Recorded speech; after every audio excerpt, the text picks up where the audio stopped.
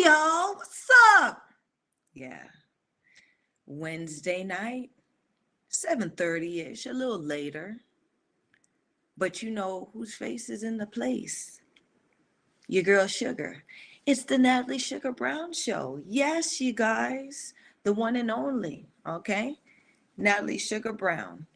And this is my platform to talk to you guys about women's boxing. This is where we talk the talk. You know what I'm saying? People, people come and they talk about women's boxing, but like this is a real conversation about women's boxing. I'm not here, I'm here to talk the talk with y'all, okay? Um I am Natalie Sugar Brown. I am a woman pugilist. I've been there, I've done it. And for now, I get to sit here and talk about it with you guys on my platform, the Natalie Sugar Brown Show.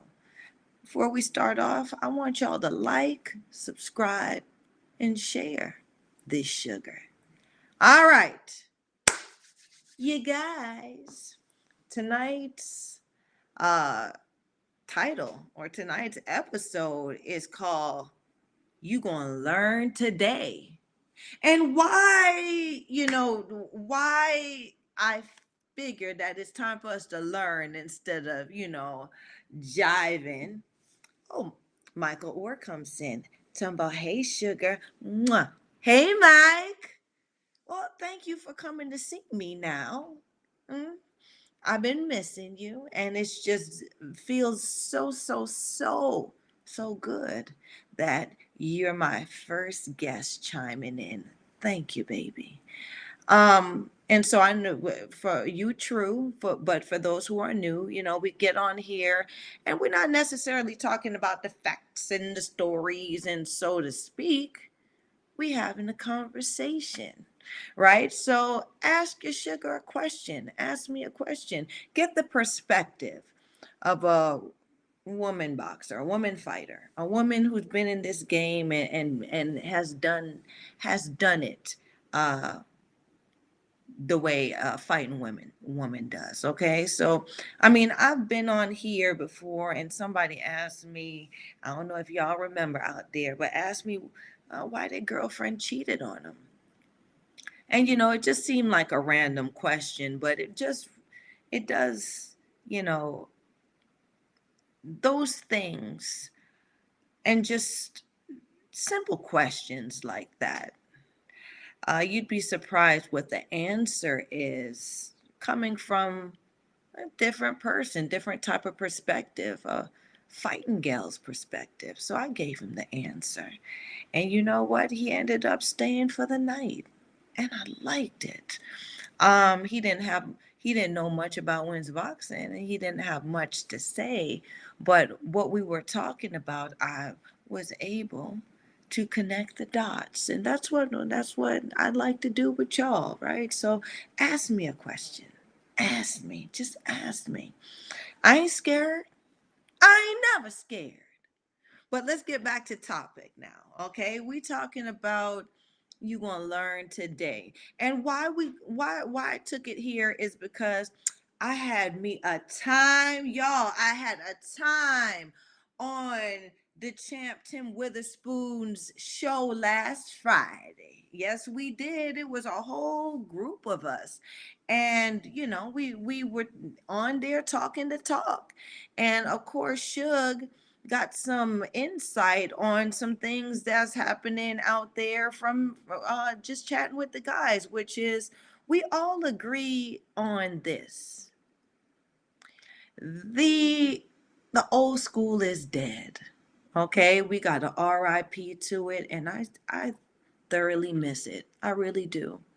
Now we the old school, right? Because we're the ones who have experienced it. We're the ones who have the knowledge about it. We're the ones who are now talking about it, and we can articulate and explain it, right? And ain't no sides to this. The reason why boxing was or has been such a mysterious sport is because our knowledge was always passed along through verbally and physically, right? So a lot of the education uh, was translated and transferred through those words and actions, not never really written down, and so we in each generation made sense of the sense that was uh, or attention that was paid to us, right? So these old school things were like, on the show we were talking about, stay. You walked into a boxing gym back in the day. You had an old school trainer. They was going to put you in front of that bag, and you were going to be on that jab for a good month, a couple weeks. You know what I'm saying? They were going to have you on that jab, and I'm going to break those things down, right? So now it's now we have to evolve, right? Now and the evolution of the sport now is that us ladies are involved, and us ladies are training now, training people now. Us ladies got the knowledge that we can impart into other fighters and warriors coming up. Okay, so Sugar going to drop some knowledge tonight. Um, when you walk into a gym, or let me just give y'all a little bit more of the backstory. So on Friday, me and Tim Witherspoon and the rest, Mike or Graham, Brooke was on the show. Who else was on? Mike was on the show. Nah, I mean, so it was a good little uh, a good little vibe, a good little session that we had, right? Um, and we were talking about these fighters who are actively fighting now and what's missing. And what is missing is the understanding of how to develop fighters properly, right? Because now we have people, like I said, who wake up one morning and said, I love boxing. I'm gonna be a boxing trainer. I'm gonna watch all the videos, I'm gonna read all the books, and then I know what to do, right? I can teach somebody how to fight or how to box. Then, they go and they hit the bag, and they start doing everything that they must have seen on a movie, or start acting like who they think a fighter or a trainer should be. And they get a lot of motherfuckers hurt. You know what I'm saying? Sorry to start with the profanities, but it's a heartfelt thing for me. I see it. And the reason why I feel it to my heart is because I'm thinking, what if I was that person?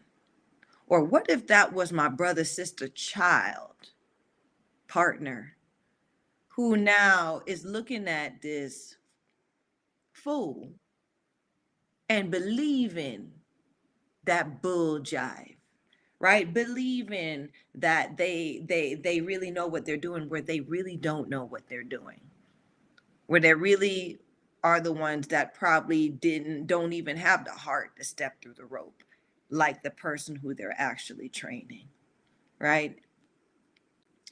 It hurts because I'm I'm someone who I wouldn't be here sitting on the Sugar Show today if a knucklehead like that was in charge of my, or had anything to do with my development. So you're going to learn today. Okay.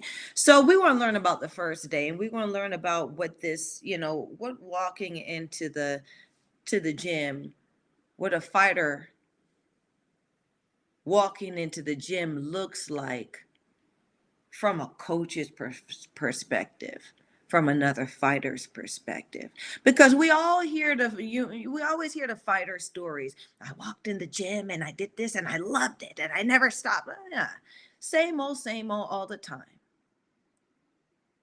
but we don't hear the general story. Um, Before my general passed, my main general, the man who started me, um, passed, I was privileged to hear the story, his story of what he thought of when Sugar walked through the doors of the boxing gym. And it was touching to me. It touched it once again, touched me because at the time, you know, women really weren't boxing. Women had just, legitimately got an opportunity to start boxing amateur, um, like just started. Like I think Dallas Malloy, it was like the her seat ain't even cooled down yet when she, when she got up from out of the court,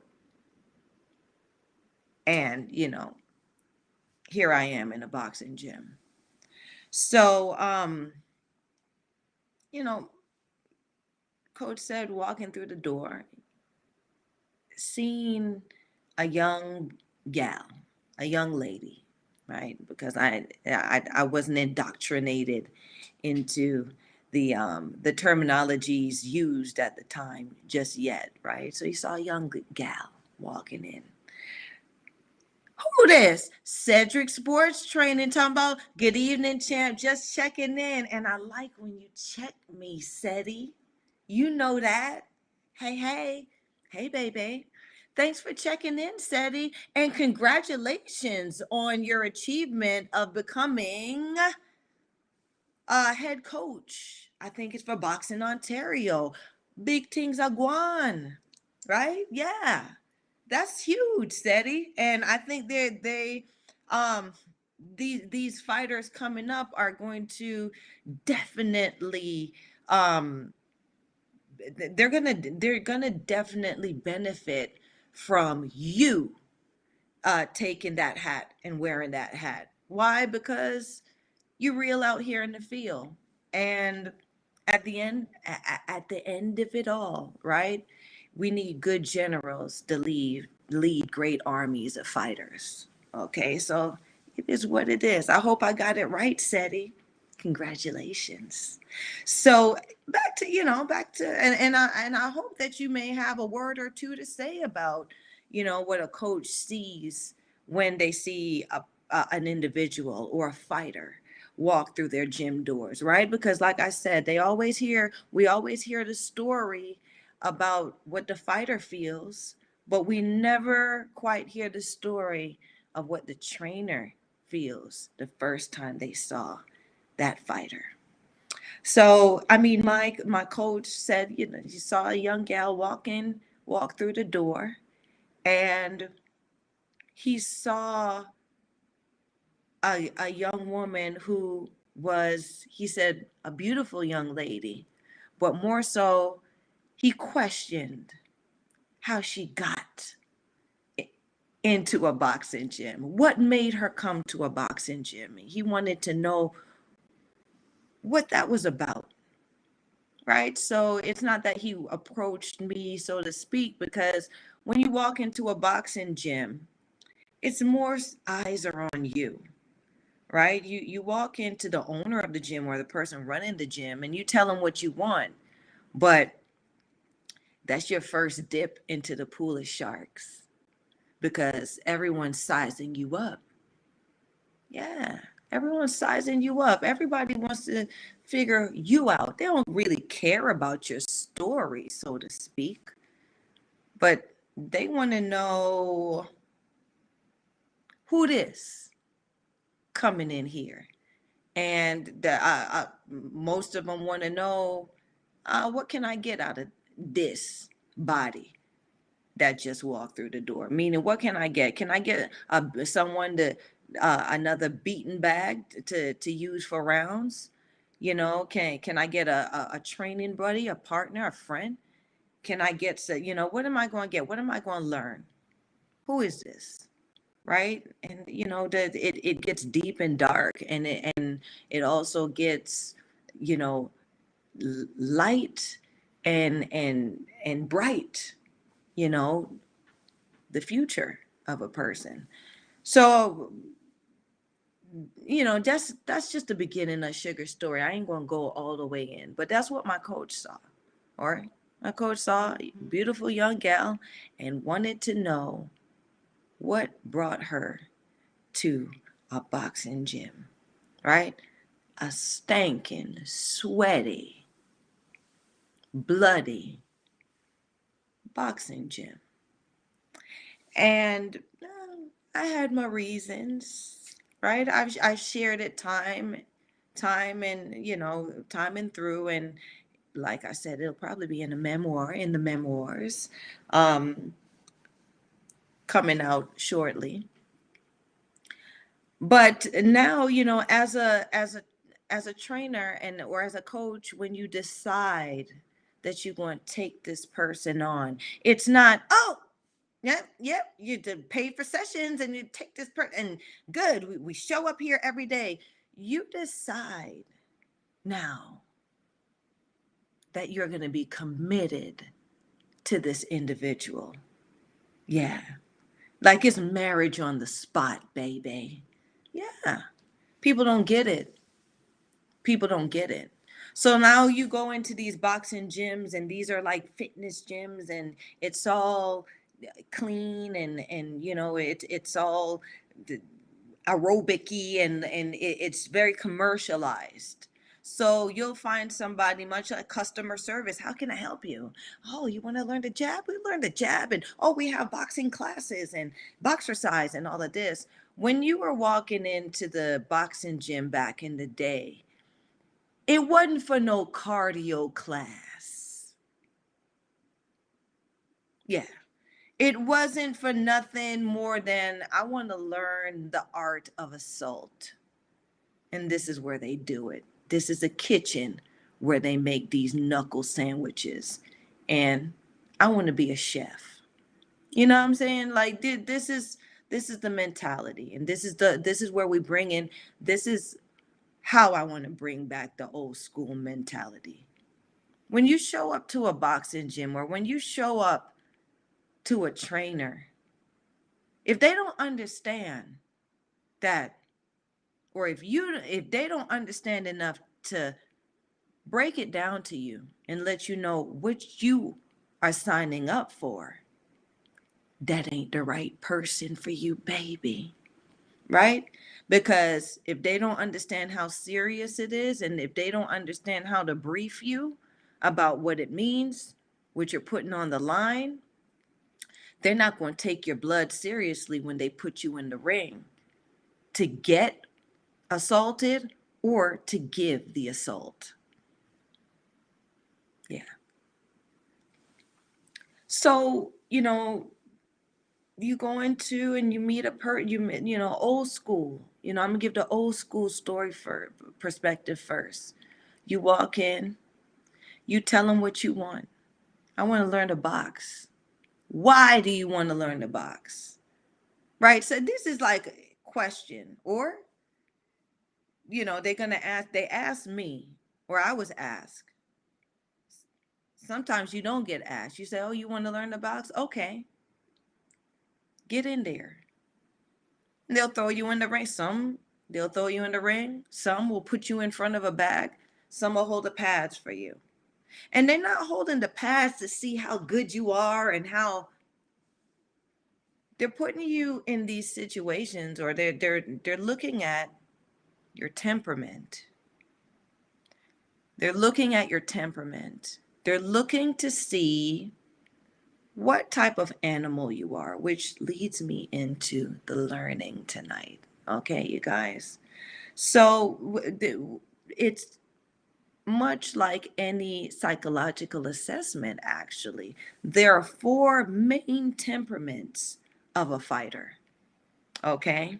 And we're going to go through it, but talking about the initial assessment or questioning, or the coach is looking at you, they got you on the pass, or you're in the ring shadow, but whatever it is, they want to see how you move, they want to see how you are, they want to see your disposition, right? They want to figure out what's in front of them. A real boxing trainer, a real boxing coach sizes you up, right? Because um someone in the conversation, someone in the cipher last Friday said this: I could teach anyone to throw a punch. I think it was Mr. Millbrook, Brooke D's husband. Um, I could teach anyone to throw a punch, right? But Champ Tim Witherspoon says, you got to know the mechanics. You got to know what's in front of you. You got to know how to do the thing in order to teach it. And to a certain degree, yes. Right? So you're doing the thing is you're looking at this individual now who you're making assessment of, can I impart my knowledge into this person? Am I going to be able to help this person develop into the fighter that they want to be? And a coach is not even going to guarantee that you're going to be champion at anything. A real trainer, boxing trainer, is going to say, okay, I'm going to teach you how to fight. I'm going to teach you how to box. And that's it. Right? Ain't nobody yanking your chain. Oh, you're great. You're good. You hit hard. Anytime they do some shit like that, run. Because it's hype. Right? It's hype to get you to come back. My general used to say, I make fighters. They can come and go. People can come and go. I make them. And I used to think, wow, it's like, what do you mean you make fighters? Like, what do you mean how he used to say it? And now that I'm Sugar sitting here, I get it. Right? I make fighters. That's a huge that's a huge accomplishment, whether they are champion or not. You taught somebody how to fight. And it's not just throwing a punch, like Mr. Millbrook said. It's about developing the mind, their body, their spirit, their heart. It's a big responsibility. So, as this coach or trainer is assessing the fighter, they're looking at the disposition. Okay, and the disposition is the temperament. Okay, the new school trainers actually skip that part, this part. Okay, but let's understand it. Let's start to understand it from the psychological, the real psychological terms and understanding. Okay, I'm sure everyone has heard of fight or flight, and it's real. It's so real, right? Fight or flight is real because it is how an individual is literally wired. It's their DNA blueprint of how they are wired. How there are people that say, fighters, you either born to fight or you're born not to fight, right? I don't 100% agree with either you're a born fighter or you're not a born fighter, right? I think teaching your fight or teaching a person their fight makes them a fighter, right? Because it gives them the confidence to know what they're capable of. Okay, so um the fight or flight the fight or flight concept is basically the hormonal, the release in a person's body that lets them literally allows them to enable a quick reaction to danger or presumed danger, right? So, meaning when you know it's about to go down, right? Some of us get the tingling and sweaty and heart starts to beat and you just feel it coming on, and some of us get flustered and we want to get the hell out of there, right?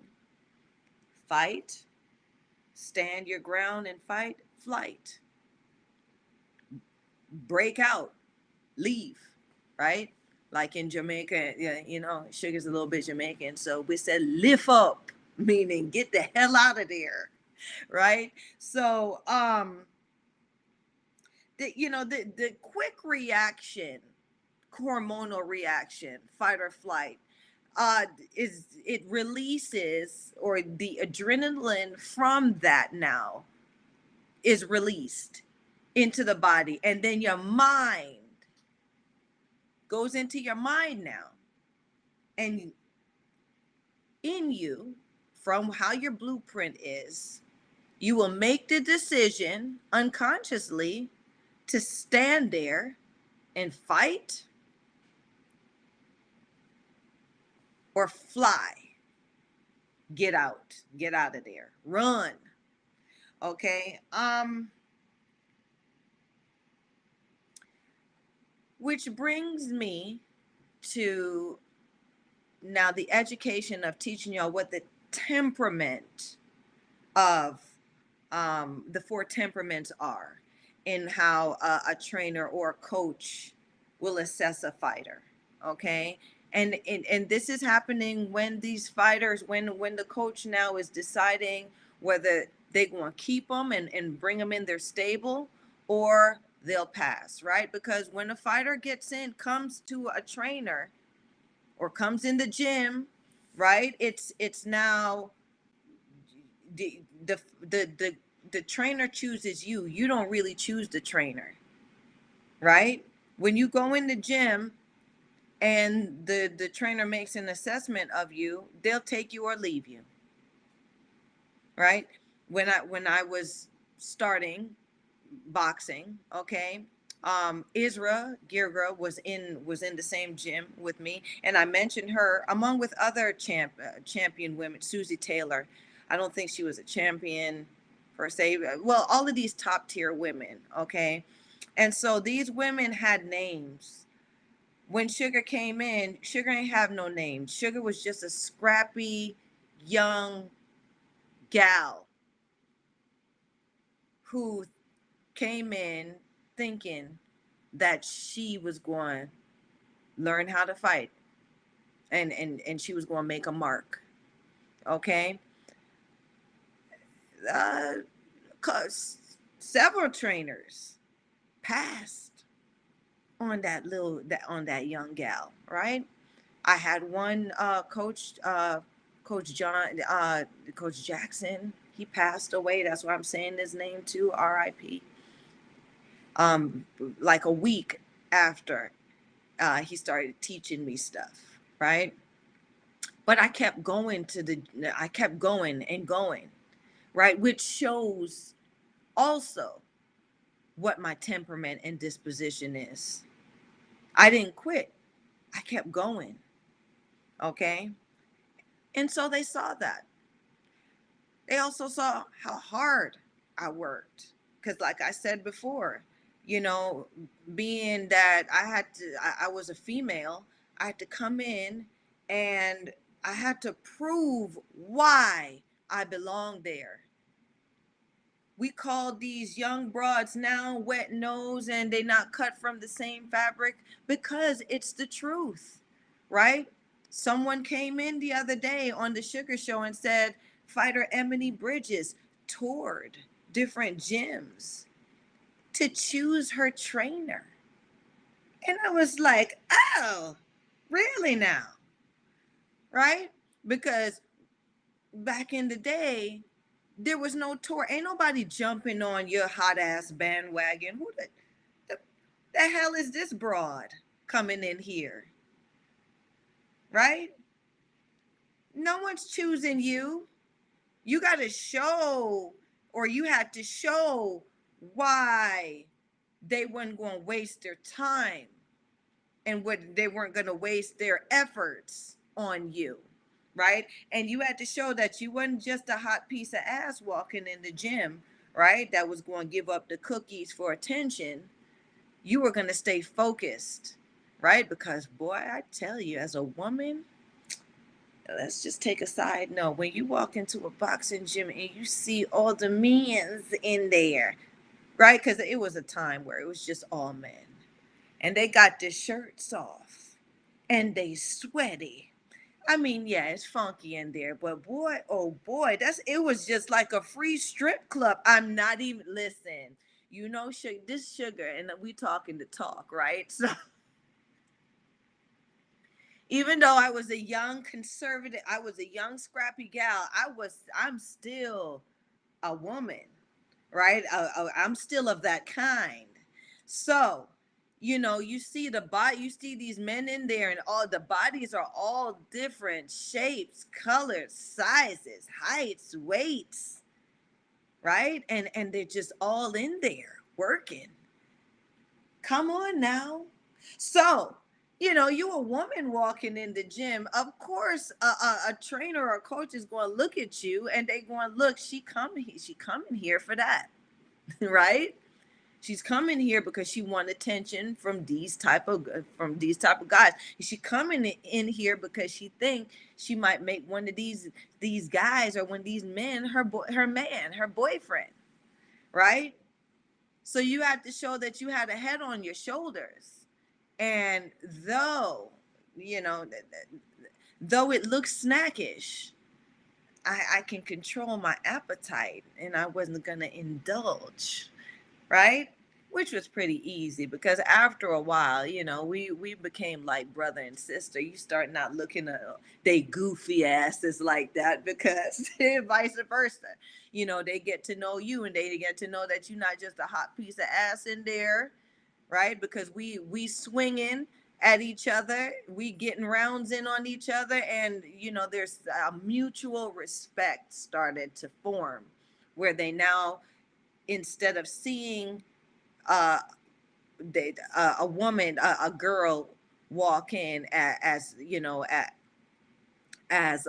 prey, they actually start looking at you as a fighter, right? And that's the first accomplishment, or that was the first accomplishment for me as a woman fighter. And I'm sure a lot of other women have the same story. I think champ Laura Ramsey came on the show the other day and said that they all had stories about the world champion, like this guy's a legend, a living legend, Nate Galaxy Warrior Campbell, Chevy, and all of them, saying that when they came in there, he he treated them like a fighter. He ain't take it easy. Oh, you're a woman or whatever. They went in the ring and he didn't pull nothing back. Meaning that he didn't was not trying to kill him, but if there was a shot, he was going to take it, and he wasn't going to take it and tickle you with it. He was going to take it and let you know that you going to get hurt, right? So you going to either you learn or you quit now, which is, I appreciate those type of male fighters who did that. Because like I said, the earlier there are also other male fighters who were insecure, and if if you caught them with a shot, right, or if the breeze, you threw a shot and the breeze went in for brushed their face too hard, then they were going to try to kill you, because now all their all their manhood and everything was on the line because you did that to them, right? So it was, I came in, yes, I've come in a generation or at a time where the men had to really be strong. Male coaches and male fighters had to be strong within themselves and their manhood and their capability in knowing that this is a woman, and I I'm a man, and I'm going to still treat her like a woman. I am going to whoop her ass in here, right? But I'm going to whoop her ass like, not whoop her ass like, oh, I'm going to harm her, and as a man, I'm going to abuse her. I'm going to whoop her ass in teaching her what this game or what this terrain really is, what a man goes through in this game, right? Because they're not tickling each other, so don't expect them to tickle you, right? They're not holding back on each other, so don't expect them to hold back on you. If you're not running, if you're tired, you going to get it, right? And so I really commend them. I really commend my men on that. Um, and so we, you know, then you start learning about yourself, but bringing it back to now the temperament, okay, of the fighter, and what a trainer is looking for. I have some notes here. You know, the trainer's going to test a person's temperament, and they had their ways, right? Nothing's written. Like I said, a lot of our history and our knowledge in boxing is passed down verbally, and it's just it's like these are unspoken laws, theories, all of that stuff, but we get it because it's still a language that we speak and understand. So first, either they throw you in the ring and see how you operate in there, meaning they're going to throw you in the ring with somebody, or they're going to throw you in the ring to shadow box, and see how you move. If they throw you in the ring with somebody, okay, what you need to do, right, is know now that you're not putting your life in somebody's hands. They throw you in the ring, you size up, you say, nah, man, I don't think I can handle this. You speak up for yourself. That's showing them who and what you are. Back in the day, now I would say that, especially now, I would say that, right? Because these guys try to do it because it was done to them, and some of them, got the brakes beat off of them, and they feel like that's the way you do it, but there's still no, they don't understand the method to the madness. You know what I'm saying? So now, yes, if you go to the boxing gym and they throw you in the ring, you need to look at if the person has had more experience than you, right? You need to look at the size of the person. You need to, and meaning that more experience is, this is another inexperienced person, then you do not take that opportunity, okay? Because an inexperienced fighter doesn't have the control to teach or to guide you through that initial situation. So you take a pass on that. Back in the day, that's what they would, a trainer would have their fighter, and they say, okay, yeah, get in there. And then they tell their fighter, yeah, you want to go a couple rounds with the homeboy or homegirl, and you know just coast them, and see what they got. If they get out of hand, you put them back, and you put them back on track, right? But what you do is you just coast them through for one round. That's what an old school coach would do, right? And they're looking at you to see, because you're going to get punched. Yeah, you're going to get punched in the face, or you're going to get hit in the body, and they're going to look to see how you react to that. Are you going to fight or fly? right? And the simplest thing is, if they look and you get punched and you swing back, all right, this person is a fighter. This person will stand and fight. But there are some people who will back up and turn around. Okay? They'll turn their back. They'll do, you know, they'll turn away from the action. That's flight, right? So this information now is getting processed by the trainer or coach. Okay, so they're seeing what type of what disposition this person has. Okay, that's when you get thrown in. uh the second test or another test, they can they'll give you a task. They'll give you a task. So they'll say, all right, hit the bag, and they'll just leave you to hit the bag, right? They're not going to tell you how to throw the shot. They're not going to tell you how to throw the punch. They're just going to tell you, hit the bag, give you a task, right? And if you go at the bag and, you do the best you can and you throwing shots and, they're going to give you a round to do it. They're going to pretend that they're not paying attention to you, but they are, right? And it's what you do on the bag, right? If you just swinging at the bag all willy-nilly, they know your temperament. They know your disposition. If you're looking at the bag now and you're looking at where you're hitting the bag, that's a telltale sign of the temperament you have, your disposition. If you hit the bag a couple times and quit and start looking around, that also tells you the type of fighter, tells them the type of fighter you are and what your disposition is, which equates back to life too, right? Because I always say this: fighting is the personification in those rounds of life. Yeah. Each time when you get in there, when you throw a shot, when you get tired, when you get hurt, if you fall down, you got to get up. It's the same thing that happens in life.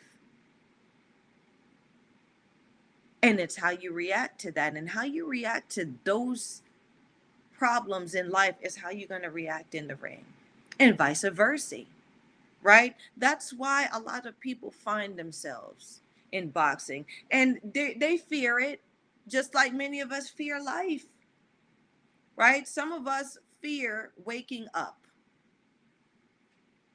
because we don't know what the day is going to bring us. Some of us don't want to wake up. Some of us do wake up and and are just fine with and excited about what the day is going to bring. Right? Same thing. Same thing in fight. Same thing. You get knocked down. Are you going to get up? Are you going to quit? Same thing. Okay. So this is temperament. So when a trainer, a coach now, is not just somebody that's going to teach you how to throw a punch. They're going to be that support for your mind. Low-key therapists. They're going to help you navigate the good times and the bad times. They're going to help you navigate through the hurt and the pain, because hurt and pain are two different things. I hope you guys understand that. Hurt and pain are two different things. Pain. Okay. There's a stop to pain.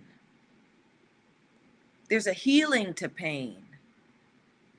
Hurt can go on forever. Y'all know that, right? i.e., a broken heart. That hurts. You don't pain from a broken heart. You hurt from a broken heart. And that can last forever if you don't know how to get through the hurt, if you're not strong enough to get through the hurt. So it's the same thing with a coach. The hurt of disappointment, right? The hurt of um the, the hurt of what's another hurt? Disappointment, the hurt of, you know, not being enough. That hurts. Who's going to get you through it? Your coach, your general. Same thing in life. Who's your coach in life? We'd like to think our parents, our grandparents, aunts, uncles, all of those things, right?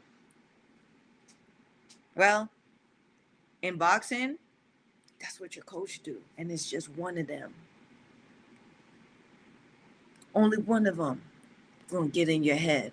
Only one of them you will allow to see that part of yourself, to see your soul. Because that's what this initial thing is about. That's why you're going to learn today. Okay? So, you get a task and they see how you react to the task. Or they'll expose you to certain behavior. Yeah. So they'll start either being really nice to you. They'll be really nice, wrap your hands for you, and all of that, and expose you to the behavior and see how you act to that. Then they'll be real fucking nasty and press and put you through some real shit and see how you act. See if you break under the pressure. See if you take advantage of the kindness. Yeah. Because they're making the assessment. Am I going to commit to this individual? Am I going to say yes? SETI Sports Training, A General coming in. Good. Oh, I'm so glad you got something to say. Cedric Sports Training says, yes, the hurt of the coach sacrificing family, time to help a boxer, then the boxer not showing loyalty. Okay, then. This is the talk. We talking the talk now. Thank you, SETI. Right? Because like I said, everybody wants to hear the fighter story, but nobody hears the coach's story, the trainer's story. Nobody understands their sacrifice, what they give. And it's a lot more than the fighter does. Trust me. Because they're sacrificing relationships. They're sacrificing time. They think about you all the time. They think about how to make you better.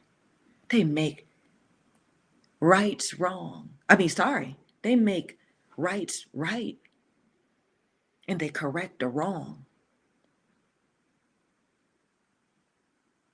These are the stories. These are the things. Okay? Right? So you can sit there. That's why I don't do interviews on the Natalie SUGAR Brown show. I don't. Unless you are real, unless you a real, body out in this game, out in this industry of boxing, especially women's boxing. You ain't got no spot. Because I need to hear from everybody. Everybody has something to say. Nobody understands it. Nobody knows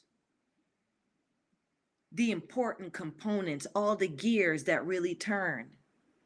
Everyone's just looking at the fighter, the hot piece of ass jumping around in the ring. We're not going to do that on the Sugar Show.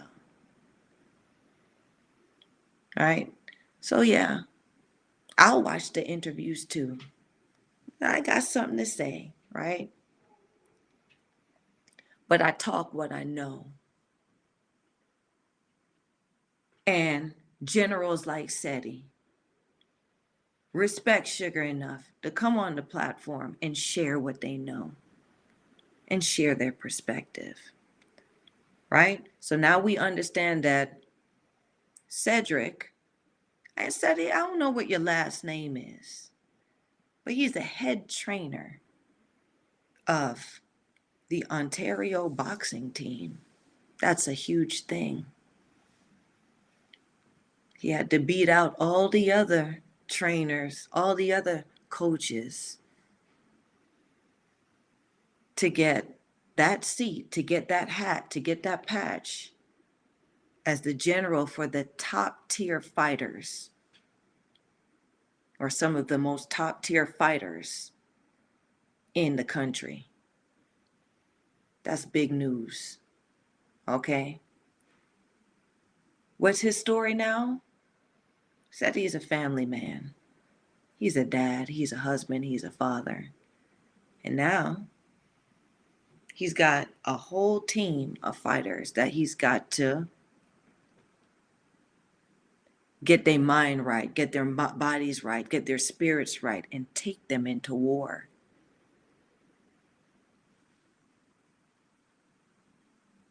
He has to have a conscience now in knowing that he's capable of bringing the best out of these individuals, because it's not about him. It's about what he can pour into them. Right? So you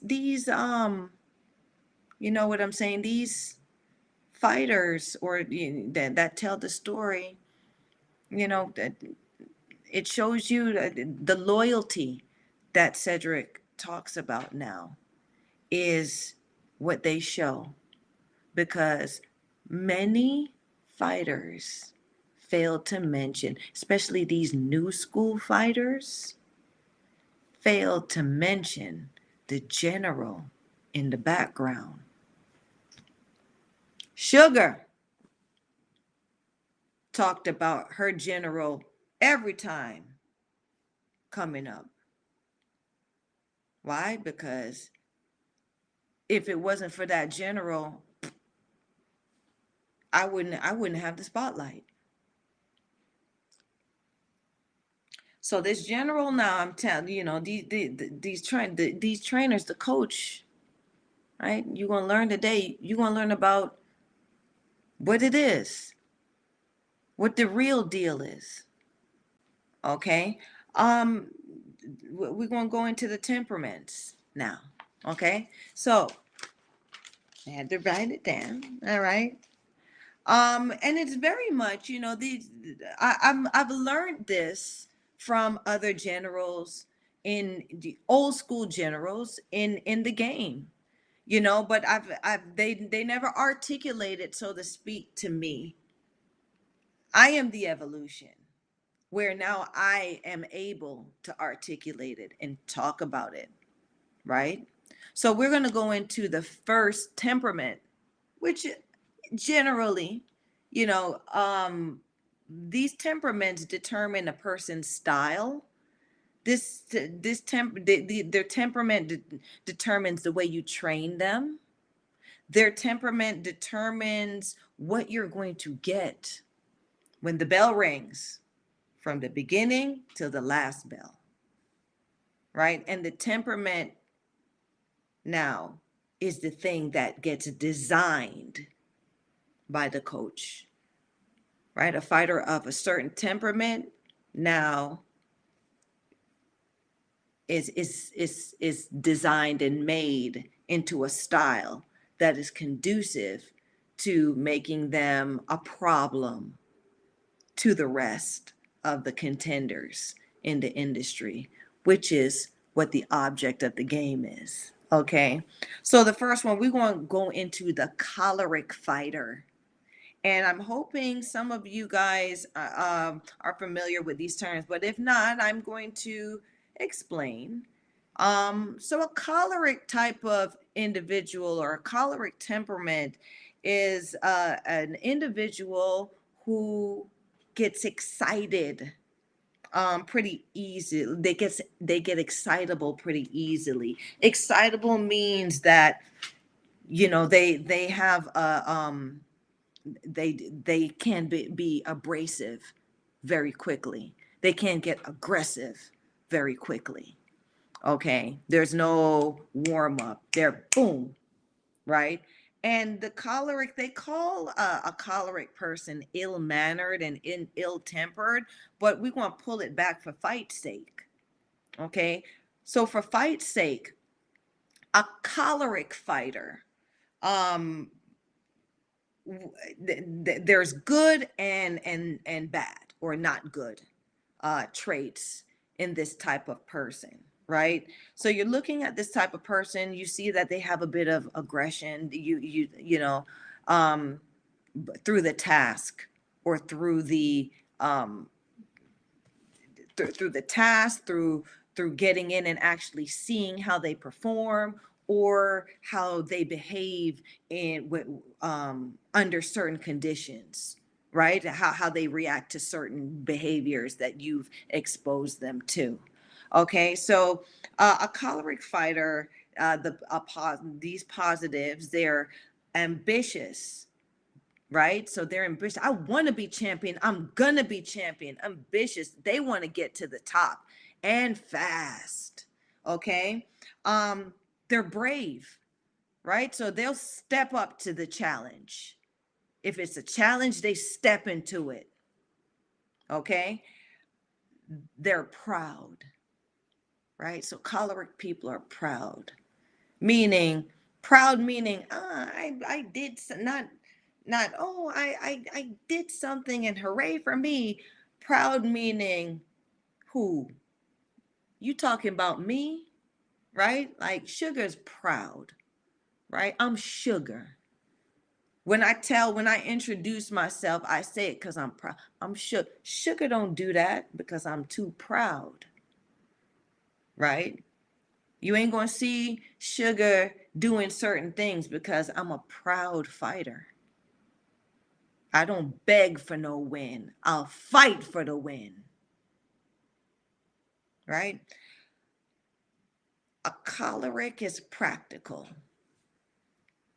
meaning, they're putting it's hands on. They're not thinking, what if? A practical choleric is someone that is like, okay, so um, how many rounds I got to do? Okay. And they do it. Okay. How many miles I got to run? Okay. And they do it. Practical, right? Because they know that these are the things that they're going to do to achieve their goal. Okay. They don't negotiate, they don't small talk. As a matter of fact, a choleric fighter hates small talk. Just tell me what I got to do. Okay. Um, they're goal oriented. Now, I'm gonna break down maybe three negatives that I know of a choleric fighter. Okay, so choleric fighters can be very vindictive. Vindictive meaning they'll hold a grudge. Yeah, because fighting is not, fighting is just fighting to me. I'll fight and then after I'll be cool with you. You know what I'm saying? Good fight. I don't take it personally, right? Because I know what we signed up for. A choleric takes it personal, right? That's a choleric, that vindictiveness. Oh, you want to fight me? Oh, they take it personally. Okay. Um, a choleric can also be deceitful. Okay. Meaning, um, they'll lie to you and lie to your face knowing they lying to you, right? And that's it, so then, um a deceitful, choleric fighter, right? Um, it is not sneaky with it, right? A deceitful, choleric fighter is one day, let's talk about that, you're their coach. One, you've been training with them, and then one day you show up and they got another coach. Boom, point blank. You didn't even know the breakup was oncoming. You just see him with somebody else. Deceitful, right? That's a choleric fighter. Um, and a choleric is violent, right? So, and yes, boxing is violence, but boxing is also art. Boxing is also spiritual, right? Boxing is all of these other things, but a choleric takes boxing as violent. So a choleric is trying to hurt you. They're not trying to win, right? They're not trying to look good. When you get into a fight with a choleric fighter, they're trying to hurt you. They're trying to make sure you go home with something broken. So, a coach is going to assess an individual, right? On that. A coach is going to say, okay, all right, this choleric, this person it has this position. They're not going so to say choleric, so to speak, but they know what the disposition is. And if I'm this type of coach, if I'm a spiritual coach, I'm a pass on this type of fighter. You know what I'm saying? If I'm an artsy coach, I'm a pass on this type of fighter because I don't see where this disposition I may pass because I don't see where I can influence or add to this disposition, right? And some do take it, right? Because they feel like they can mold what this choleric individual is into a a fusion of what they can impart and what this person naturally has. Okay, so when getting to styles make fights. Okay, so now a choleric, the style of a choleric person, we know. So as a fighter looking at another fighter, that's how I also assess. I'll assess a fighter, right? I'm not, I look at the way they move. I look at how they, I look at these certain things, but I also, um, the first thing I will do is I'll assess their disposition. What type of person is this? Right? And there we have some ringers because there's some ringers where you're one type of person out the ring and then you're another type of person when you're in the ring. Okay, fair enough.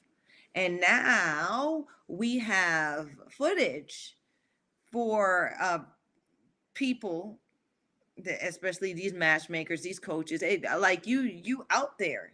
So you're definitely going to be studied, and they're definitely going to um, understand the temperament or what the type of fighter you are is, and they're going to build a strategy to break that, to beat that, to solve you the problem. Okay, so a boxer who is a choleric um, would be, uh, uh, let's see, a choleric boxer, and I don't know of a famous woman fighter yet who is a choleric boxer, but I'll tell you a male choleric boxer, Sugar Ray Leonard, choleric boxer. And I would say mainly choleric box. Muhammad Ali, choleric boxer. Okay. Why? Because they're always first, right? They don't wait to be attacked. They're coming at you. Okay. Um, they're they're straightforward. There may be some small talk, but when they start the boogie in there, right? There's no negotiation. Okay. Um, banger, right? So a choleric banger would be someone like let's see. Uh what's his name? I hope you're there, Mike. Maybe you can help me. And he was a Canadian fighter as well. His wife, so they're saying, I mean, he got murdered in South America, and it was they're saying his wife had something to do with it. Um, great fighter, banger in the ring. He goodness, y'all gonna make me Google this. Um, I'm gonna Google it right now too, you guys. Um, and I should know it right at the top of my head, but you know what? Sugar's had a pretty long day. Ah, SETI comes with it. All right, General Arturo Gotti, choleric banger. Okay, he don't do nothing but walk to the middle of the goddamn ring and start going to blows. Okay, pure choleric banger. And he don't care. He was a nice looking guy too, but he don't care. He don't care about this looking like roast beef after the fight. He come to bang your ass out. I don't know of any famous choleric female bangers just yet. That's why women's boxing and the growth of it is so oh, I can say who a choleric female banger is. Christy Martin. Christy Martin is a choleric female banger. Um, yeah, she went in there and she didn't care about this looking like no damn roast beef at the end of the damn fight. Okay, she gonna come in there, she gonna bang and give and take. I'm still thinking about what a female choleric women's boxer who one is. But we'll get back to it before we change the subject. Then we got a choleric fighter, right? So a choleric fighter is a fighter who don't take steps back. You know that song, I won't back down. Good. Y'all know I be singing songs, but that's they always play that damn song. Any gym you go, and then it's like a old school white coach or whatever. He going, I won't back down. He gonna play that John. You gonna know it. And it's good and it's cute, right? That's my jam. But after a while, you just kind of know the joint that's going to start playing. Anyway, um, a choleric fighter is, let's see. Let me give y'all an example of a choleric fighter. Seti, I'm gonna ask you to come on in with another name. He fought Vernon Forrest and knocked Vernon Forrest out after Vernon Forrest fought Sugar Shane Mosley. He would smoke a cigarette after the damn fight. You know who I'm talking about. Look it up. Come on now. We talking now, y'all. Right? He's known. One of his stories is he knocked a donkey out. Like he punched a donkey and that junk dropped. Okay. And he would drink a beer or smoke a cigarette after the fight. Now you tell me that ain't selling. But that's a choleric fighter. Seti, come on back. I hope you ain't gone. I hope you ain't gone. Um, come on back with that name. since you in the building tonight, right? I'm excited because we can use your knowledge, General. Or Mike, if you out there, because I know Mike got the numbers and the facts too. Uh, who's this fighter? Um, that's known to do that. So I'm gonna look up too. I'm gonna look up because y'all got to know who this fighter is.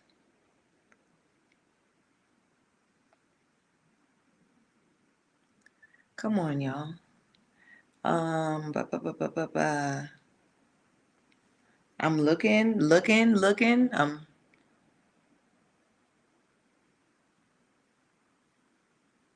Mayorga. Okay, his last name is Mayorga. Ricardo Mayorga. Look him up. Choleric male fighter. Fighter. So that's his style. And then we have the Juggernaut. That's a style. Style Juggernaut, meaning they don't even have a lead foot. They just come in to fight, hands on, right? And that juggernaut type of fighter is a bully. Um, let's see who's chiming in. M Pook LS. I'm gonna say the whole word. Mapokals slash Psy. I'm gonna call you Psy though. Come in talking about hi. Hi. Thanks for chiming in. This the Sugar Show, baby. Thanks for chiming in. And so we here talking about the temperaments, the disposition of fighters, and what coaches look at when they decide that they're going to train a fighter, right? Because I'm gonna call you Cy. Cy, boxing's life, right? And that's what we here talking about on the Sugar Show. Ask me any question you want, right? But boxing's life, right? And a trainer's responsibility, and they know what their responsibility is to take on an individual and know that individual well enough to make them the best they can be and potentially take them to becoming a champion or take them into championship. Okay, so that's what we're talking about. So styles make fights, and I just went over the choleric fighter. The choleric fighter is, a easily excitable fighter, an aggressive fighter. It doesn't take much to make that person fight because ain't no flight in a choleric. Okay. Um, and so couldn't think of a choleric female boxer just yet that stands out. But we'll get back to this talk and we'll get back to this term because guess what? These broads are coming, right? And styles make fights. And I'm definitely liking what how and where women's boxing is going with regards to allowing the playing field to develop, right? Opening the field a bit more where you guys are seeing the different styles, and now you guys are seeing the different broads that are out here, and y'all get a chance to like the broad or not, right? It's not about how well she turns around her punches or whatever, but this is the basis and foundation of how women's boxing is sold, right? You gotta like the broad, you gotta like her temperament, win or lose, right? Because at the purest, realist part of women's boxing, it ain't about the record. Our records are shitty, right? It's about what she does when she gets in there, and y'all got to see it. All right, so we're over the choleric fighter, right? So we're going to go into the phlegmatic type of fighter or boxer, okay? Type of individual that a coach may come in and come across and decide whether they want to fight or not. So this phlegmatic individual, they aren't easily excitable, right? That they're actually very calm. And they don't anger, right? So they're like the type of person, but yet they come into the sport or they come into the jungle and they want to whoop ass.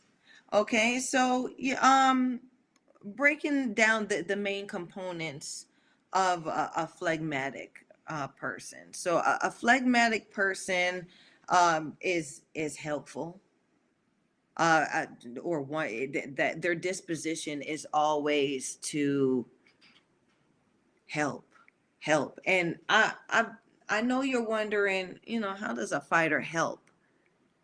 A fighter, a fighter helps in in their journey by achieving, right? They do it for those who care about them. They help in fulfilling the people, their coach. They do it for the coach. They're the type of fighters that I'm going to do it for my coach. I'm going to do it for my mom. I'm going to do it for this, right? That's a phlegmatic, right? A choleric is I'm doing this shit for me because I'm the best, right? I'm doing this shit because I'm me. A phlegmatic person is I'm doing this. Oh shoot, and I think I have a slideshow, you guys, and I totally forgot about it. Lovely assistant, can you put up the slideshow? Is it too late? Where my slideshow at? Come on, y'all. Don't do that. Don't do it to me. I remember. I want my pictures up. Um. Where was I? This phlegmatic this person. Sorry, y'all.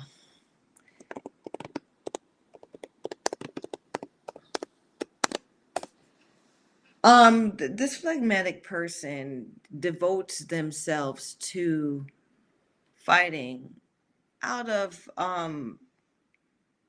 what they're doing, out of finding the peace in fighting. Yeah, isn't that like conflicting? But here we are, right?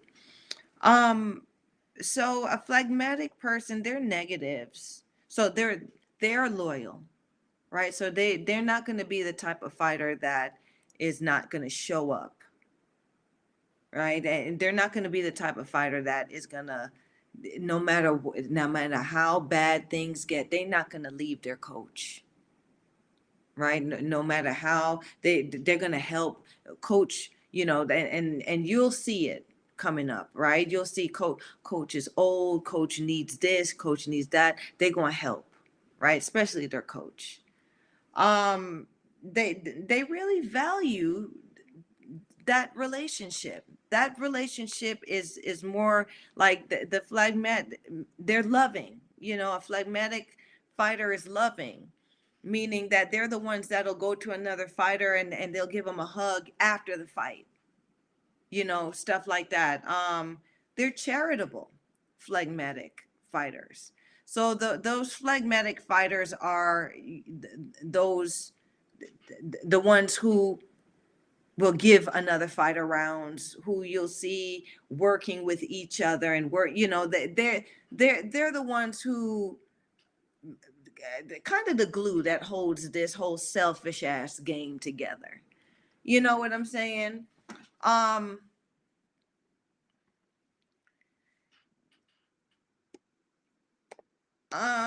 the, the fight style of a phlegmatic is they're more so a counterpuncher. right? They stay calm. They give what, so if it's a boxer, they're going to counterpunch. They're not going to come first. A phlegmatic fighter, um, a phlegmatic boxer would be, um, I would say a phlegmatic boxer would be,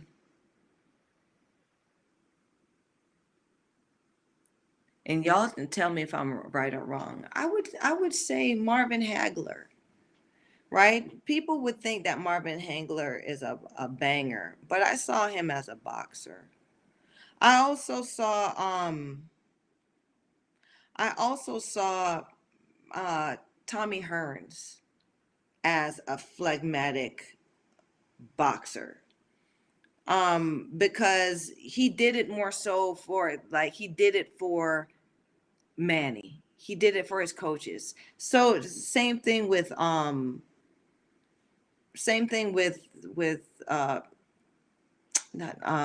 Hagler, right?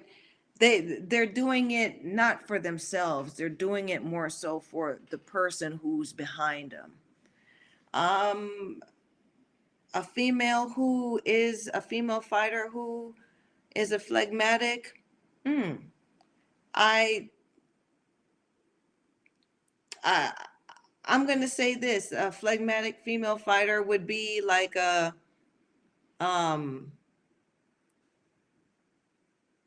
Femke Herman, right? I see her as a phlegmatic fighter.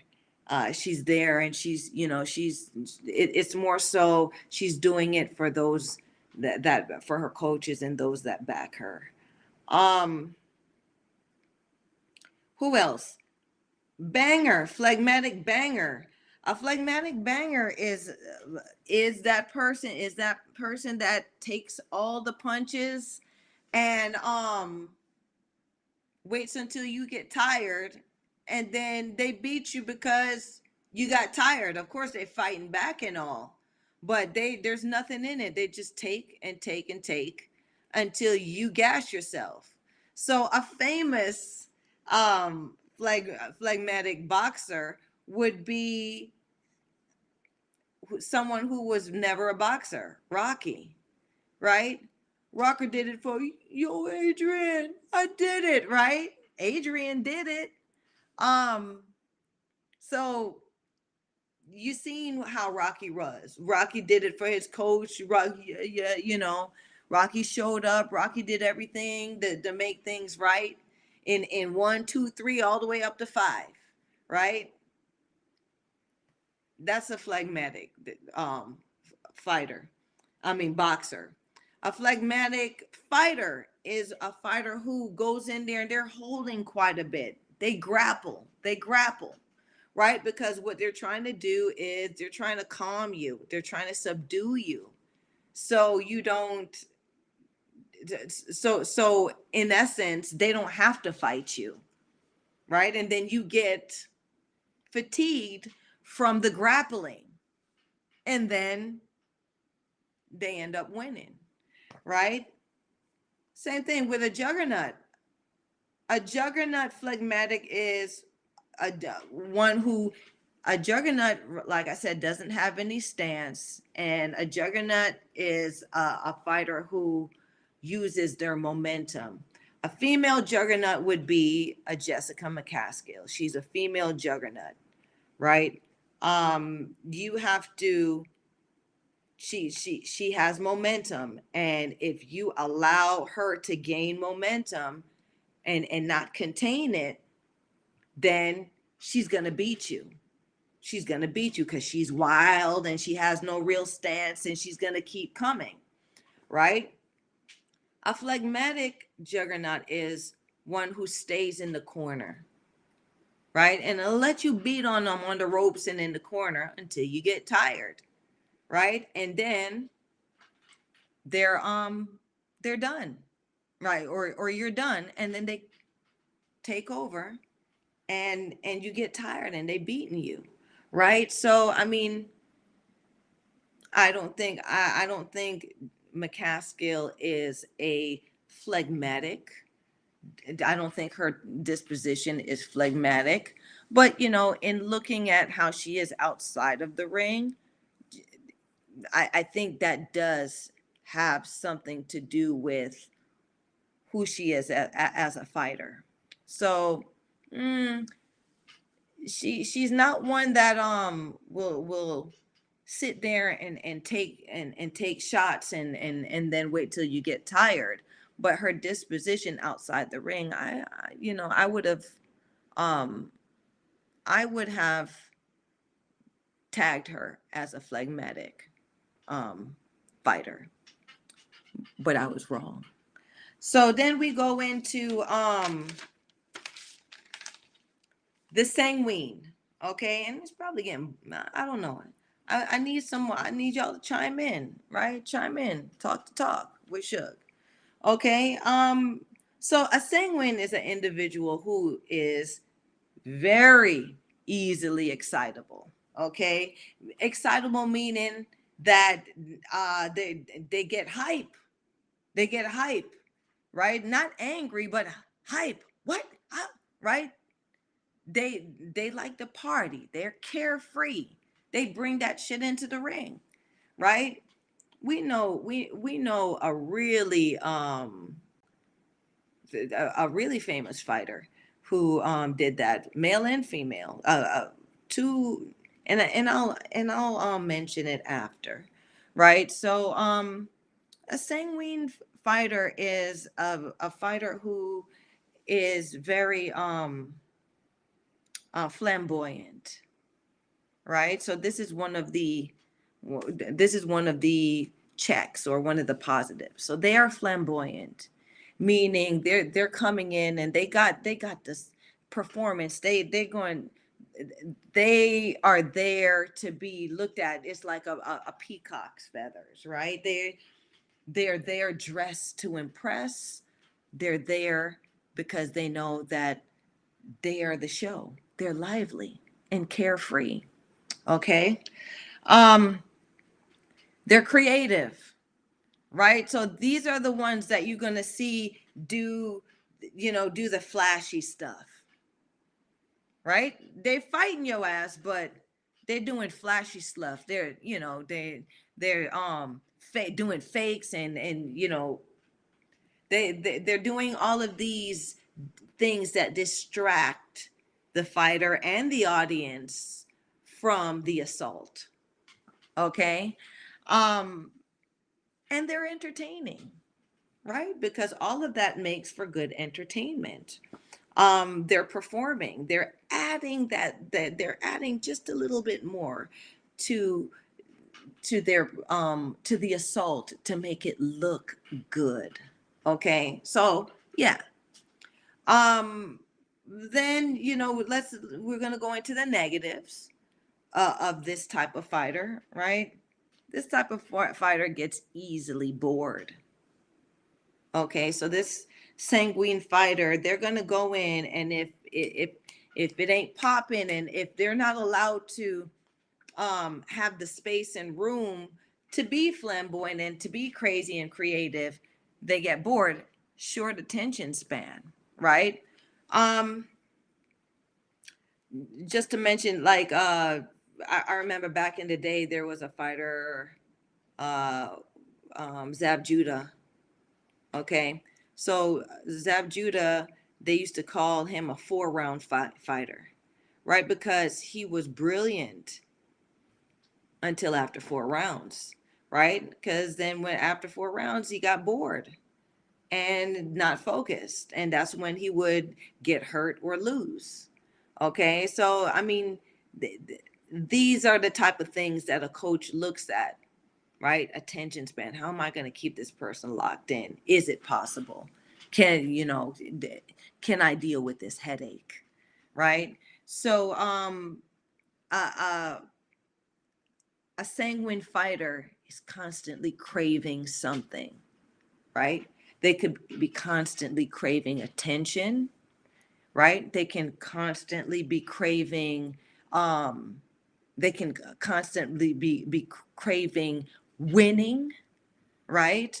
And a lot of the time it's sometimes you crave winning so much that you will not extend yourself. You won't take the risk you should in fighting the people should because you crave winning so much. Right? Do you want to fight the sure shot? They start fighting the tomato cans and patting mint, and they start patting, right? So you as a coach will have to feed that craving, or as the manager, as the matchmaker. I don't want no easy fight. I don't want no hard fights. I'm just going to fight easy fights, right? So that also leads into sanguine fighters have addictions or addictive personalities, meaning if they're addicted to winning, what happens when they lose? You lose them. They disappear. They're gone. And all of your hard work as a coach and a trainer goes with them. Are you willing to risk your time, and it's sacrifice your family and relationships on an individual like this, right? So these are the negatives that a coach has to think about. Um, and they're superficial, meaning uh, superficial in boxing is money driven. Okay. Yeah. So superficial meaning that I'm the fighter that's been with you ever since you started. I saw you when you was nothing, right? And now you've gotten to a point where you can go with another popular trainer, and you leave me for that popular trainer or coach because you're superficial. You want to be where the attention is, right? They really don't care about relationships. They really don't value those things, right? Because it's all about the attention that they get. Okay. And they'll do whatever it takes, right, to get the attention. Um, which is these things, these dispositions are shown in many of your favorite athletes, many of your favorite fighters, right? So you want to learn today, right? Um, Fighting style of a sanguine fighter is they run a lot of combinations. They run a lot of combinations, right? So Melissa Hernandez was a great sanguine temperamented fighter in there. She walked in and she her style was very much like what is it? He was out of New York. You guys, I gotta think about these guys at the top of my head. Let's see. I'm not sure if who did this fighter fight. I'm not sure if this fighter fought Ray Leonard. Let's see if he's on Ray Leonard's receipt.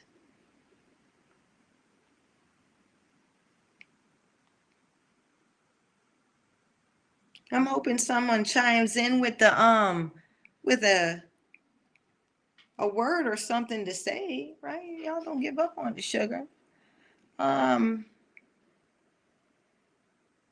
Hector Camacho, which is Sugar Ray Leonard's last fight, right? So Hector Camacho is a sanguine fighter. Melissa Hernandez, very much like Hector Camacho. Same thing. She did the same thing. So you could kind of tell that who her influence was. She'd come out dancing. And when she was in the ring, she was very flashy and she threw punches, right? She was very much like that. Um, Melissa Hernandez worked with a lot of fighters. She traveled to a lot of places as a sanguine fighter would do, right? Great fighter, great fighter. I think she may become a Hall of Famer or a legend. Um, and so then we have a banger, right? So we have Sanguine Banger. Those are the knockout artists. Those are the ones that go in there and they just want to swing hard and they just want to knock out. So uh um I would say, right, a sanguine fighter, but not her disposition. The sanguine fighter would be Ann Wolf. Not fighter, sanguine banger would be Ann Wolf, right? Ann Wolf went in there and she was just after the knockout. She wasn't trying to box you. She wasn't trying to, no formalities. She was just going to land them big punches on you and she swing. And that's what it was, right? That's a sanguine banger. Okay.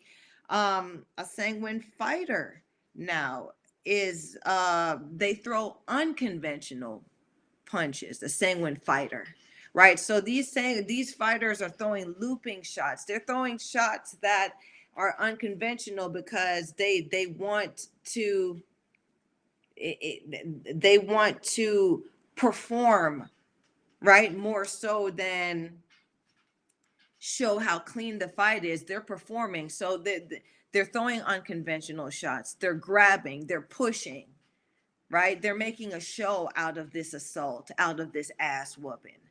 I haven't seen a female fighter. I mean, I I have done that, but I stuck to a cleaner performance. But a female sanguine fighter, I have not seen that style just yet in any of these fighters or any of the fighters out or have been out. Then we have sanguine juggernaut. So that's sanguine juggernaut. Like I said, they use the momentum, right? And that sanguine juggernaut is going to stay in the center of the ring, right? And they're going to do stuff like they're going to the momentum is they're going to walk towards you, but they're going to keep that center, right? And then when they do stuff to you, they're going to uh how can I say this? Like they'll walk you into shit. They'll walk you into traps. A sanguine, I would say a sanguine fighter, juggernaut would be James Toney, so to speak, right? Because he's going to embarrass you in there, and then he's going to use. James Toney used to use, the the turning the shoulder or using the shoulder. He never quite chased anyone. He never moved. He was going to step to you. He used to juggernaut any angle, right? He was going to hurt you, and he was going to show off and play with you in there while he's doing it, right? So these are examples. I would love to see a female juggernaut sanguine, right? That styles make fights. So these are the things, these are the reasons why women's boxing and women's boxers have to, this is where we need to go. We need more styles so we can get paid, right? So people can be entertained and interested in those who are in the ring and what we got. So a coach is going to look at that, right? And they're going to weigh the pros and the cons. Um, Okay, and then we come to the last one, which is a melancholic fighter disposition, temperament. Okay, and so a melancholic type of fighter, I wish I'm starting to feel some type of way well my boys at Talkin Fight, because I don't have like I do have my images and stuff to share so you guys can have a better idea for those who are watching, but those who are listening, I hope you have the details of you know what I'm saying. I hope you guys get the gist of it. So this melancholic fighter is they're moderately excitable, right? They are the introverts of the scene. Okay. They're pretty much even tempered. Uh and they're sociable. Sociable meaning that they're looking for the deeper meaning in all of it. They're looking for like so this person is about the deeper meaning, right?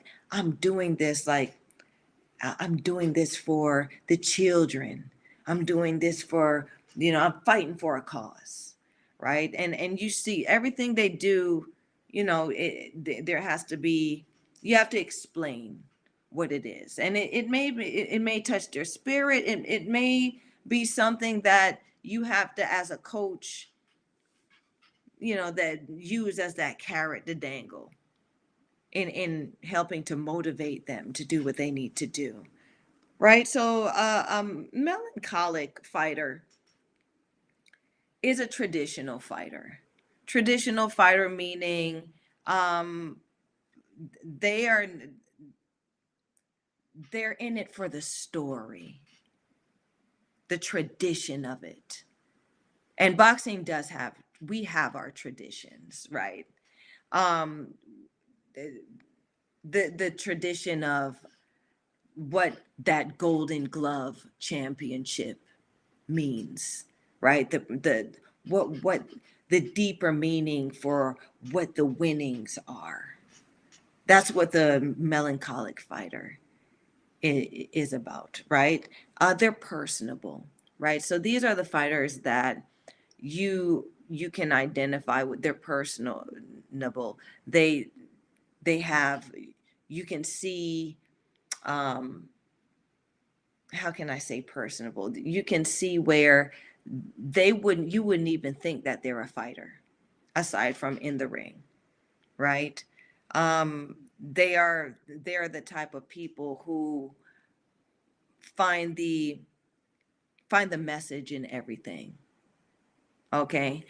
And it could be in putting their hands on a muff, you know what I'm saying? They're really good at finding the message and expressing the message in their performance and their in what they do in the ring. um they're stable, right? So these people aren't ones that are going to take drastic risks, right? They're always thinking of the long term, right? They are long-winded fighters. These are the fighters that have the fight build from round 1 to around 10 for women, 12 for men, right? They're picking up, they're making the story as each round goes. The strategy builds. These are the strategy type of fighters that you perform in, not, oh, you know, 1 round, 2 round knockouts or whatever. They're the ones who, let's say, who can I say? One of my favorite fighters, as a matter of fact, and y'all know Sugar bad with names, so I'm gonna have to. Juan Manuel Marquez. Yes, sir. That fighter is an example, or not fighter, that style, his style, which is I would say he's a boxer. Juan Manuel Marquez is a boxer who is melancholic in that ring. He's going keep going, and it's for the deeper meaning and for the bigger purpose, right? One of my favorite fights that he did do was the fight versus Manny Pacquiao, even though he got a stoppage in that fight, Juan Manuel Marquez had a plan with his coach Nacho. Okay. And he didn't give up on it. Nacho said, throw the right hand, throw the right hand, throw the right hand. And you can see from round one till I think he stopped Manny Pacquiao in round four. Okay. You could see from round one to four where he he kept placing that shot. He kept placing that shot. He placed it a little to the left, a little to the right, a little low, a little high. He kept placing it, but he never gave up on it, right? He made the fight personable, right? Because he let Manny do whatever he wanted to do, right? Because he was going to get to that shot, right?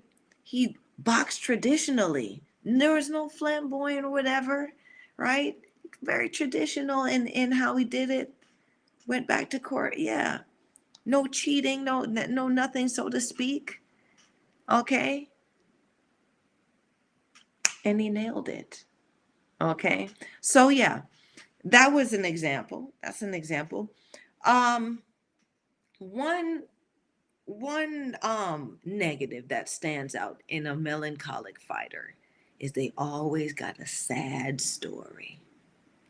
Yeah, they're that fighter who, from that sad story, has made a mission to become champion from that sad story, right? And that's who we all fall in love with, right? Because we just want so bad for them to win and them to make it.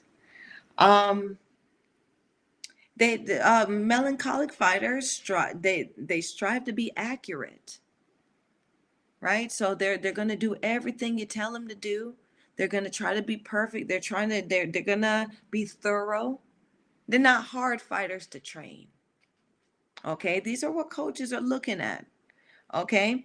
Um they're also devoted, right? So they're devoted. They're the type of fighter that the coach really gets in tune with, yeah, because it's worth it. Now they've brought the coach in, right? So the coach is the sacrifice. The coach knows what the sacrifice is for. They believe in this fighter. They believe in this fighter's sad story, right? And they want to make this fighter the best fighter they can.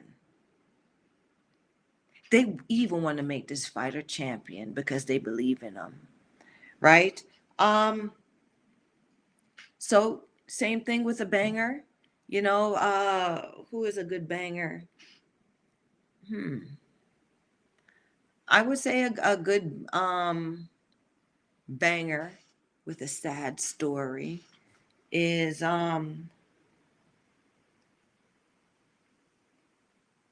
George Foreman. Listen to how listen to George Foreman's story. Okay, listen to how he started. He said he started. I remember his story, where he said he was a badass kid, big badass kid. He's a heavyweight and strong heavyweight. And he said he was skipping school, and he stayed. He left home and pretended he walked to school and then came back and snuck through the window of his mother's house. His mother was living with his aunt at the time, right? And so, for the sake of his mom, he thought, I'm going to pretend to go to school. But then he snuck back in and went in his bed and went to sleep. And so his aunt was going through his house and passed by his room, and she caught him sleeping in his bed. And he jumped up out the bed like he was pretending that he was going to get ready for go to school, and he was just being late. And she says, you don't have to do that. I know you ain't going to be shit no way. Do what you want to do. And he said, when she said that to him, it really That's what the beginning of his sad story was, right? He realized that she didn't believe that he was going to be anything and that he wasn't going to be worth anything. And he didn't believe that either. That's why he pretended to go to school and came home and slept. And that was the basis of him.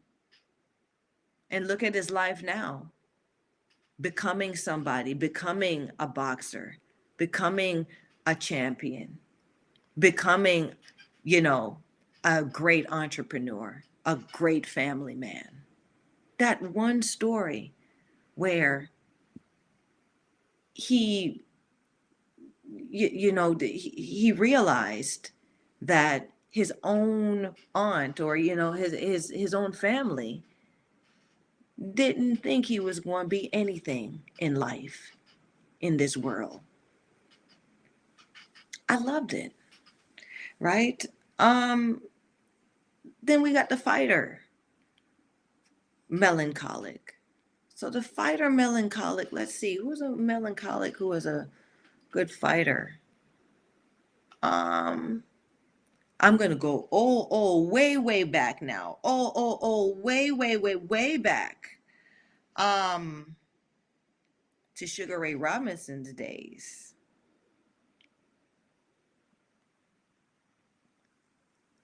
Okay, and we know Sugar Ray Robinson had like over 100 um fights, but we'll say Carmen Basilio. Carmen Basilio, um, to me, would be a melancholic fighter. Why? Because as hard as he worked or whatever.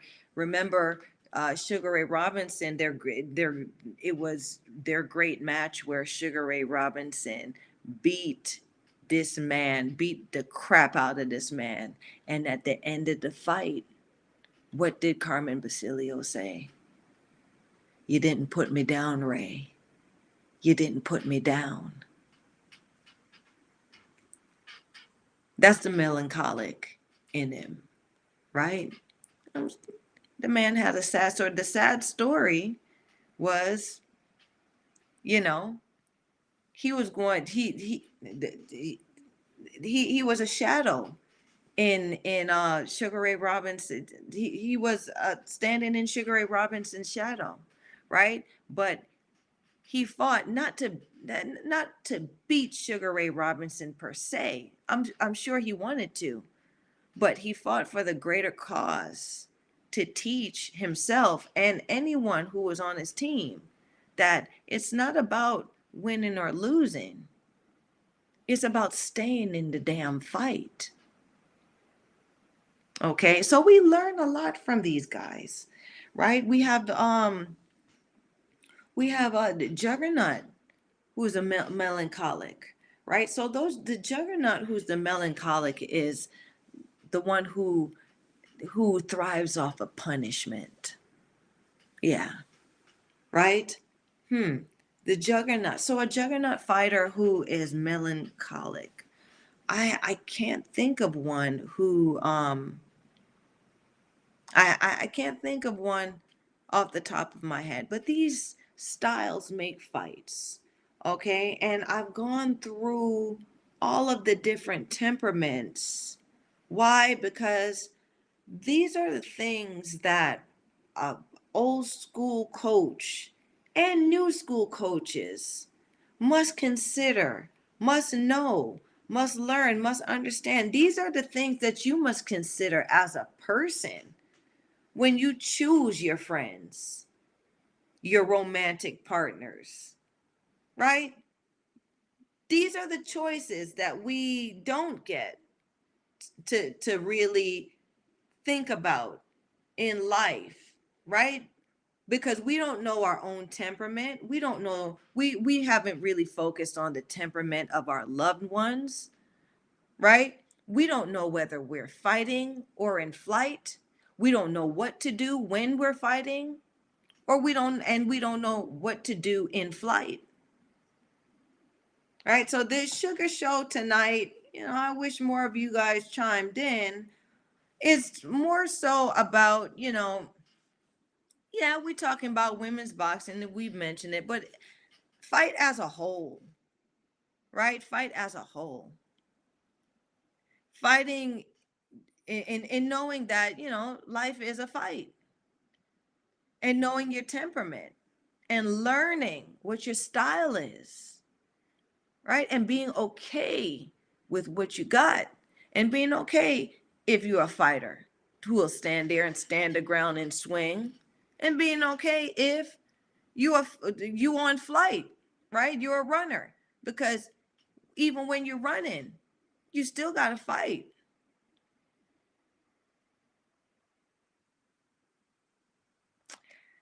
So that's it for tonight's sugar show. Okay, I'm hoping that you guys come back on. We get a little bit more lively. I guess we can't have a party every Wednesday. I tried to, but y'all want to learn something tonight, and I hope y'all did. I hope y'all keep tuning in to Shug. Okay, watch my watch my other guys and gals here now on the Talkin Fight platform. They got interviews, they got all of that stuff, right, going on, and learn a little bit about this game, right? Because they talk and fight. This is Shug giving you the sauce. Okay, like, subscribe, share. Like, subscribe, and share, y'all. Okay. So if y'all don't see me this Friday on chatting it up with the guys, I will definitely see you next Wednesday. Okay? Come on back with some questions. Come on back with some hype. There's some exciting stuff going on. And so I will be back with some figures and numbers and ladies that's been doing their damn thing as of late. Okay? But until then, mwah, bye bye.